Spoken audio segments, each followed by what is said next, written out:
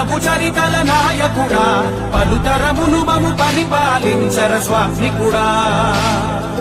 నవయుగ మేధో సైనికుడా, సమయము తెలియని సేవకుడా, యువ నవ్యాంధ్రకు ప్రగతిని చూపర సాధకుడా, వైతాళికుడా.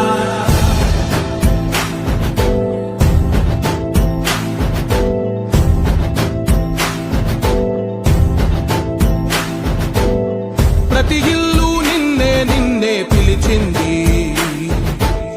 ప్రతి గడప నీకే స్వాగతమంటోంది,